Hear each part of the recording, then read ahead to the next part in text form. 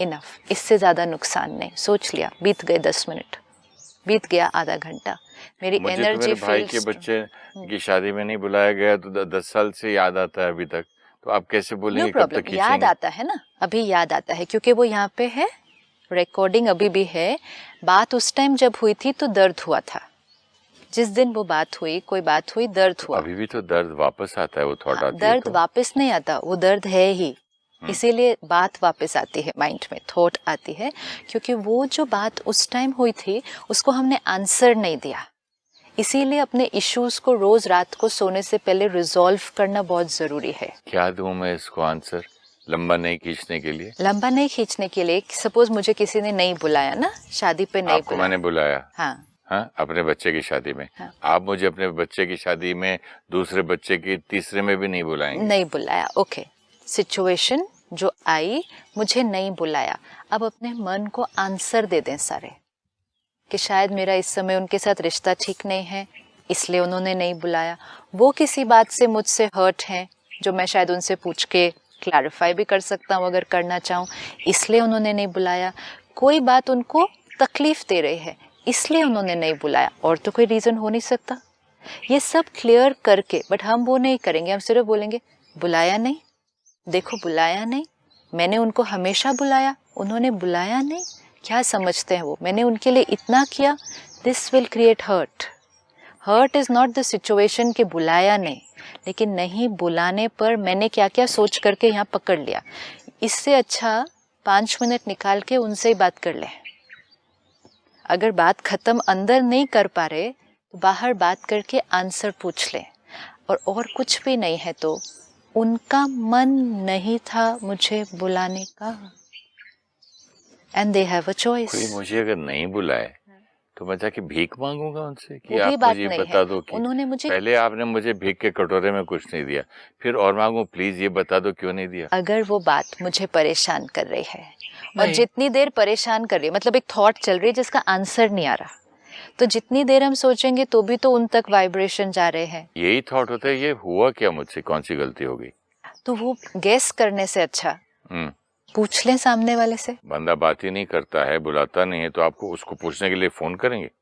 इतनी देर पकड़ के रखना, see this is ego which will block ना, कि मैं क्यों पूछूं। इफ इट इज इम्पोर्टेंट नहीं है तो बिना पूछे ही बातों को साइड पे।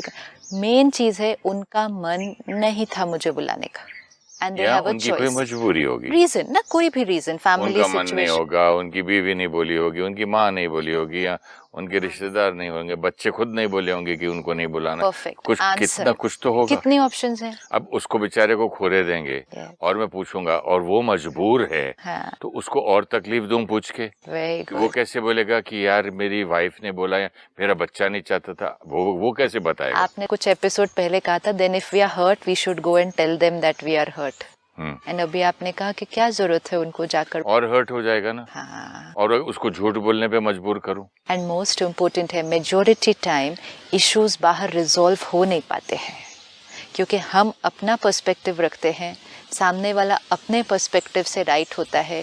उस स्थिति ऑफ हर्ट में हम अपने अपने दृष्टिकोण से इतने अटैच्ड होते हैं कि हम दूसरे के दृष्टिकोण को सही है वो समझ नहीं पाते हैं, दूसरे को सिर्फ अपनी बात कन्विंस करने की कोशिश करते रहते हैं।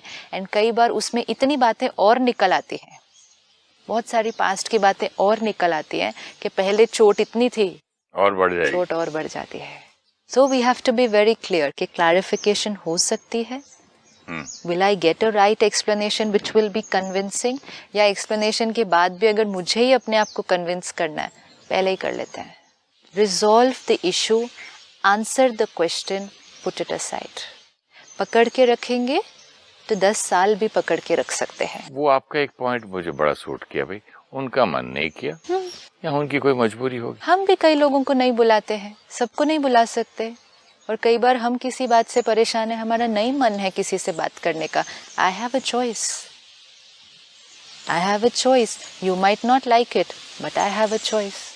अब आपको बुरा लगा कि मैंने नहीं बुलाया, बट मैं वो करूँगी जो मुझे अच्छा लगता है, और अब आप वो करें जिससे आपका मन ठीक हो जाए। Again you can not control me, so resolve your issue. अब सपोज बात रिजॉल्व नहीं हुई, पुरानी कोई बात है, अब 10 साल पहले सपोज ये बात हुई थी और ये अभी भी थॉट सडनली आ जाती है, या तो अब रिजॉल्व कर दें आंसर दे के।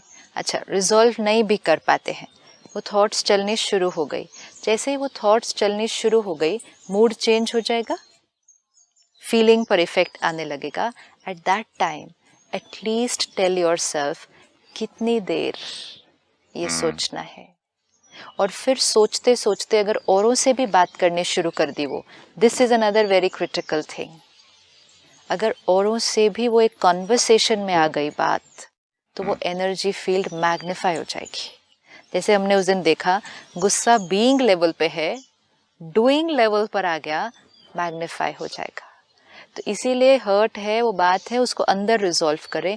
जितना डिस्कशन में आ गई, और अगर डिस्कशन में भी सभी ने उसी डायरेक्शन में इनपुट दे दिया, रीइंफोर्स हो जाएगा। वो नहीं करना है, वो नहीं करना। तो बात आ रही है, मूड डिस्टर्ब हो रहा है, हर्ट फील हो रहा है, next step, stop it faster. अगर पहले मैं आधा घंटा मूड अपसेट होता था, बिकॉज नाउ अवेयरनेस है, पहले अवेयरनेस नहीं था। करना तो है, इजी है। वो आपका बेस्ट पॉइंट लगा मुझे। कब तक खींचेंगे, कितना खींचेंगे, कितना उसका एक लिमिट बना दो भाई। कितना टाइम उदास रहना है आपको इस तरह से? चलो 1 घंटा रहना है, 2 घंटे रहना है, गो अहेड। मतलब वैसे जैसे आपने कहा, मन को बच्चे से पूछेंगे, भाई कब तक अभी तुम करने वाली? It's like being with another person. जैसे 2 लोग बैठे हैं और एक का चेहरा उदास है, तो हम सामने वाला ऐसे ही तो नहीं बैठ जाएगा ना, कहेगा क्या हुआ, क्या बात हुई, क्या आपको परेशान कर रहा है। फिर वो आपको आपकी बात बताएगा, फिर आप उसकी बात को हल्का करेंगे, छोड़ो ना, क्या हुआ, इतनी